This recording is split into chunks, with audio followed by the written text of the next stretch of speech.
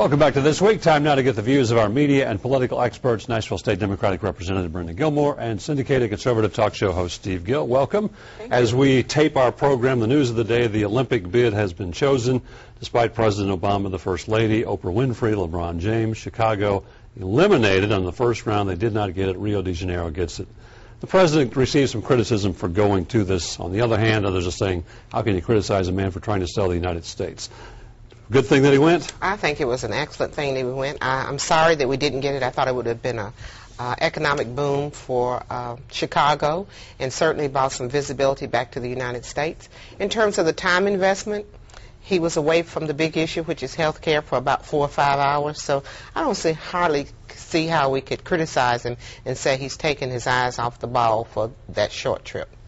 I think the criticism was a little weak as well. You know, the bottom line is when you're the President of the United States traveling with Air Force One, you're not away from the issues even when you're in Copenhagen. I think the biggest problem I had with it is, would he have made the same pitch had it been San Diego or St. Louis or Nashville that was going for the bid? And I think he needs to understand he's no longer the President of the Chamber of Commerce for Chicago. He is President of the United States, and I would hope he would be as concerned about other parts of the country as he was about Interesting Chicago. polls in Chicago. The city was really split. Half the people didn't want the thing to come there. The other half wanted it very strongly, and I guess the real surprise was that they got eliminated in the first round. Rio, South America, never had an Olympics. They seemed to be the kind of the lead candidate as this went on. Well, Madrid apparently had a great package as well, and either Madrid or Rio de Janeiro were what the final two came down to. I think the fact that South America has never had an Olympics, I think the growing economies there in Chile and Argentina, in Brazil certainly, I think certainly merited in their favor. And Brazil's already done a lot to build facilities. So I think it was a long shot that Chicago was going to get it, and perhaps the president didn't get great political advice putting so many eggs in that basket without knowing you'd win. I would agree with Steve on that. I think there were a lot of emotional support for Reno to get it because they had not had it in the past. And so we're happy for them, and you know, it'll roll around again and we'll have another opportunity. Big event here in Nashville at the Executive Residence Conservation Hall. Bredeson's bunker to some. Finished, completed, dedicated.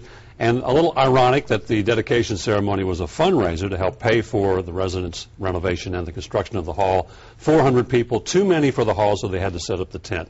The First Lady talked about the irony, but still I guess it could be a good thing you got this many people coming there to help pay for this project. And the money, again, was funded by private donations, and because of some of the heavy criticism in the back, in the front, some of those features had been scaled back, and I think that this probably, hindsight shows us that we probably should not have scaled back as much. But again, I think we do need to emphasize that the money that built that hall came from private funding. I think it's also important to note that the money came from private funding because of a bait and switch scheme that the First Lady employed. I think the real irony is that they had a fundraiser. Now, the last time they had fundraisers, it was to raise money for the residents, and then they shifted that money to the private hall. Will the taxpayers get refunded the money that was supposedly donated to restore the residents that got bait and switched to the hall? I think they never answered the questions of how they played fast and loose with the money. And the irony isn't the tent. It's that people were trusting to write another check to Andrea Conti's fund when she misled them the first time.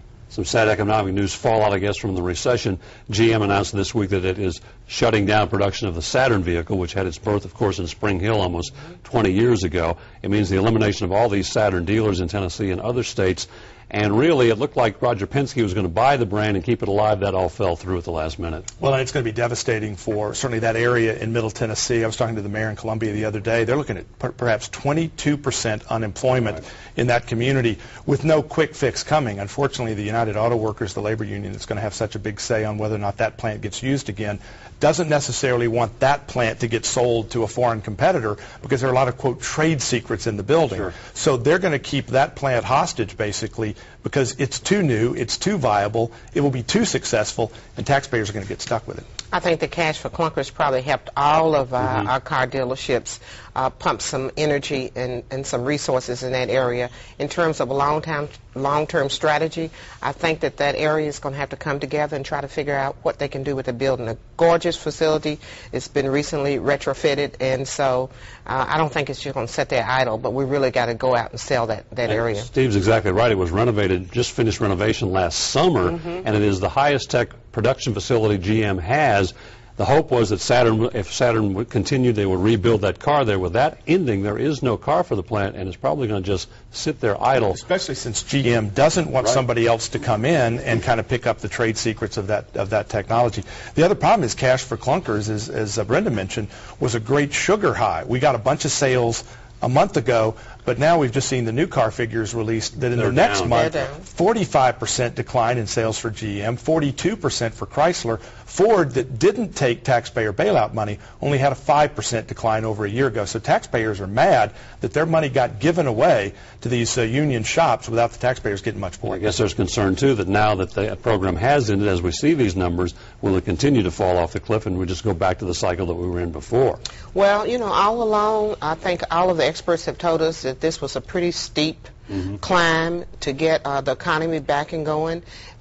Even at that, had we not done anything, I think that there would have been even more layoffs. The unemployment would probably even be higher, and we're still seeing a very high unemployment. The other factors, though, are continuing to show improvement. Here in Nashville, the Metro Center Hotel project is making news in that, as we've been talking about for months on this program, there's a real possibility, now it's looking like a likelihood, that for that hotel to get built is going to have to be funded by the city, publicly funded, the whole convention center project, about $1 billion instead of $600 million. This could really cause a delay at the very least and may end the project in some people's minds. I think that there's some tough questions that should be asked. When I was a Metro Councilwoman, we were looking at a $473 million cost, and now it's climbing, as you say, close to $1 billion.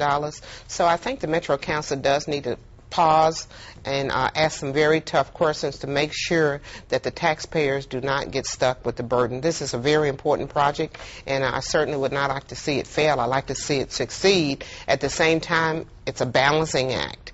If there's some way that we can do it without making sure that the taxpayers don't have to pay the burden. Project that has some support without the hotel, with the hotel publicly financed, that support begins to pull away. The problem is a convention center without a hotel fails and fails spectacularly, and if we want to see the $600 million that taxpayers will invest become a white elephant at the beginning, don't build a hotel with it. The question is whether we need the whole project anyway.